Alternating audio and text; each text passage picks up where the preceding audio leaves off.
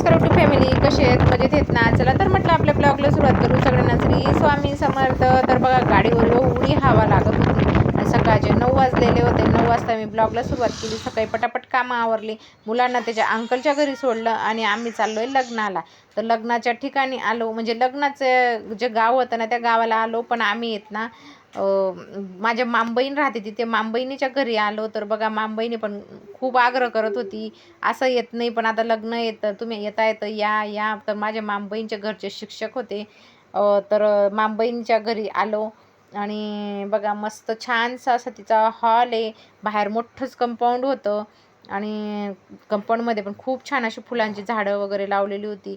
आणि बघा भिंतीवरती पण खूप छान असे ही डिझाईन काढलेली होती, तर खूप छान वाटत होतं. आणि हे बघा तिचं किचन, तर किचन पण खूप छान होतं आणि मोठंच किचन पण होतं. देवघर पण खूप छान, म्हणजे सगळं घरच तिचं छान वाटलं मला, खूप भारी वाटलं. आणि त्या बहिणीला पण भेटून खूप भारी वाटलं. बऱ्याच दिवसांनी अशी भेट होते आणि लग्न नातेवाईक म्हटले ना तर मग येणं जाणं तेव्हा भेट होते. बघा हे 2 बेडरूम आहेत.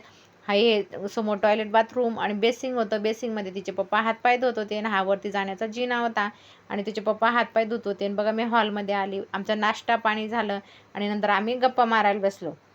माझी मामबहीण, मी आणि हिचे पप्पा आम्ही सगळेजण असे मस्त गप्पा मारत होतो. तर बघा बसणं बोलणं गप्पा गोष्टी झाल्या. आणि ती बहिणीचा मुलगा पण होता, तो इंजिनियर आहे. तो त्याच्या याला बसलेला होता मीटिंगला. तर तो आणि नंतर आहे ना थोडंसं अजून मला तिने हे दिलं खायला, मी ते खात होती. आणि नंतर बहीणबरोबर बाहेर फोटोशूट केले. आता निघत होती मी, तर थोडं फोटो बघा बाहेर फुलांची झाडं पण खूप छान होती. मला एवढी आवडली त्यांच्या इथली फुलं, तर खूप भारी होती. मग फुलांचं पण फोटो काढल्यानंतर लग्नात आली. लग्नात सगळे नातेवाईक भेटताय बघा, आई होती, बहीण होती, सगळे येऊन गेलेले होते. ह्या माझ्या मावस वहिनी होत्या, ह्या घरच्या त्या वहिनी होत्या, मग ती श्रावणी, सगळे आम्ही आलो. नंतर आमचं बसणं बोलणं गप्पा गोष्टी, आता सगळे नातेवाईक भेटताय ना तर खूप भारी वाटतंय. माझे मामा मामी ते पण भेटले, त्यांनी पण लगेच म्हणजे मला थोडे भेटल्या मामी. आणि थोड्याशा गप्पा झाल्या आणि ते लगेच गेले. त्यांच्या इथं पण लग्न होतं, दुसऱ्या लग्नाला जायचं होतं त्यांना, ते लगेच चालले गेले. आणि बघा ह्या मावस वहिनी ते सगळे म्हणजे कसं असतं ना, जो तो इकडे तिकडे इकडे तिकडे नातेवाईकांना भेटत असताना आपलं, हे माझ्या मावस वहिनी यांच्या मुलीचंच लग्न आहे आणि त्या आम्हाला भेटायला आल्या. त्यांनी नमस्कार वगैरे केला आणि त्यांच्याशी थोडं गप्पा गोष्टी झाल्या. त्यांची पण बिचाऱ्यांची धावपळ असते, ज्याचं घरचं लग्न राहिलं त्याला थोडं वेगळंच असतं. तर आपण पण सगळेजण गप्पा गोष्टी मस्त चालू होतं. ह्या नातेवाईकशी, या ताईशी, त्या ताईशी, सगळे असे ओळखीचेच होते. कारण की माझ्या मावशीचंच असल्यामुळे कसं लग्न घरचं, तर खूप ह्या माझ्या मोठ्या मावस वहिनी आहेत. नंतर ह्या दुसऱ्या नाशिकच्या मावस वहिनी आहेत, या सगळ्या भेटताय.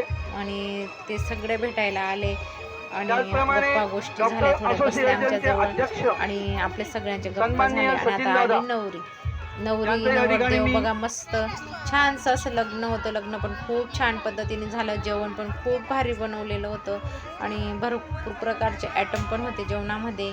आणि आता बघा नवरदेव नवरी येत आहे ना, तर मस्त त्यांचं स्वागत होतं आहे. तर बघा खूप छान झालं आणि छान होते. नवरदेव नवरींची जोडी पण मस्त होती, जशी राधाकृष्णाची जोडी होती, एवढं भारी वाटत होतं.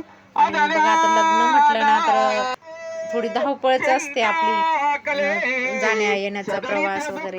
तर बरंच लवकर आता 2 वाजेपर्यंत लग्न लागलं आणि लग्न लागून आम्ही घरी निघालो. तेव्हा बघा गणपती बाप्पाचं दर्शन घेतलं. बाहेर ठेवलेली होती मूर्ती, तिच्या पप्पांनी आम्ही थोडे फोटो वगैरे काढले तिथे. आणि नंतर बाहेर येऊन बसलो आम्ही, म्हणजे मंडपामध्ये ना खूप गरम होत होतं. मग तिथं बाहेर बसलो आणि नंतर थोडं बाहेरून निघताना बहीण ते सगळेजण होतो आम्ही. तर मग नंतर ज्यूस पिलो, उसाचा रस घेतला आणि हिच्या पप्पांनी चहा घेतला, त्यांना रस काही आवडत नव्हता.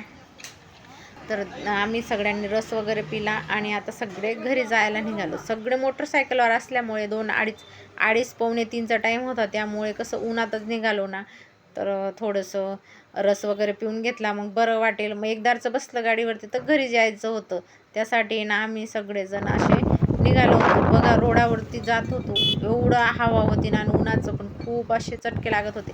त्यांनी पण गॉगल लावून घेतला आणि मी पण पूर्ण पॅक करून घेतलं, तेव्हा थोडं बरं वाटत होतं. रस्त्याने कोणी दिसत नव्हतं, खूप सामसूम असा रस्ता होता. नंतर आल्या आल्या रस्त्याने येता येता माझ्या मामसासऱ्यांचं गाव लागलं, म्हणजे यांच्या मामाचं गाव लागलं. मग त्याच्या मामाच्या घरी गेलो आणि तिथं पण त्या मावशीची थोड्या गप्पा गोष्टी झाल्या. त्या काका आले, त्या काकांशी पण गप्पा गोष्टी झाल्या. आणि परत त्यांनी आता नवीनच म्हणजे पहिलं जुनं घर होतं, ते आता ते परत नवीन केलं बाकीचं, नवीन बांधलं. आणि ते खालचं घर होतं आणि हे बघा वरचं खूप छान असं घर बांधून घेतलं. आणि आम्ही ते आम्हाला घर दाखवत होते. आम्हाला खूप आवडलं. आणि बघा ते तिकडे शेती दिसत होती ना, हिरवी हिरवी, तर त्यांची शेती होती. त्यांची शेती इथून खूप जवळच दिसत होतं.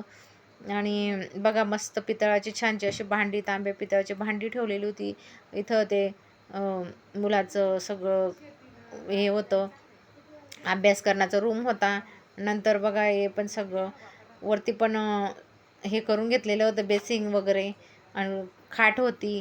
वरती काही त्यांचं अजून सामान नाही आहे, त्यांच्या खालीच भरपूर सामान आहे. इथं वरती अजून काही सामान नाही आहे, पण जे ते थोडंफार शेतीचं बारदान वगैरे असतं ना, ते ठेवून घेतलेलं होतं. नंतर बघा वरती जाण्याचा जिना होता, तर आम्ही परत सगळेजण जिन्यावरती पाण्यासाठी गेलो. आणि तिथं मस्त धुणं भांड्याची पण सोय करून घेतलेली, धुणं धुण्यासाठी नळ वगैरे काढून घेतलेलं होते. त्या मावशींनी खूप छान केलेलं होतं घर, तर भारी वाटलं आम्हाला. आणि बघा आम्ही वरती अजून टेरेसवरती आलो, तर बघा त्यांचं हे बघा जवळच शेती, ती हिरवं हिरवं दिसतं ना, ती शेती होती. शेती पण जवळच होती, ते दाखवत होते आम्हाला. खूप भारी वाटलं. आणि थंडीगार हवा, संध्याकाळचं वातावरण खूप छान वाटत होतं. परत खाली आलो, खाली बघा किचन पण खूप छान होतं आणि नेटकं ठेवलेलं होतं. आणि बघा मस्त देवघर, ते खूप छान आवडलं मला त्यांचं घर, खूप भारी वाटत होतं. नंतर आम्ही तिथून आलो आणि माझ्या जाऊबाईकडे आली. माझ्या जाऊबाईकडे मुलांना सोडलेलं होतं सकाळी, मग मुलांना सोबत घेतलं आणि आम्ही पण घरी निघालो. म्हटलं चला आता मुलांना घेऊन थोडं वेळ तिथं बसली, गप्पा गोष्टी झाल्या आणि आता मुलांना घेऊन जायचंच होतं घरी. पण मुक्ताची आणि दादूची वाट बघत होती. दादून मुक्ता खेळायला गेला होता, मग दादून मुक्ता आली. नंतर मुक्ताशी पण गप्पा झाल्या. आणि मुक्ता थोडी पडून गेलेली होती, म्हणजे थोडंसं, तर तिथल्या तिथे तर ती ना तिला तेल लावत होती ती पायांना, तर थोडंसं हे झालं होतं. तर बघा मस्त तिची तलवार होती, दाखवत होती. तलवारमध्ये खूप छान असा लाईट लागत होता, ते पण दाखवत होती. खूप भारी तलवार होती तिची. मग नंतर आमच्या गप्पा गोष्टी झाल्या आणि नंतर आम्ही म्हटलं चला आता थोड्या वेळाने आम्ही आता घरीच निघणार आहेत.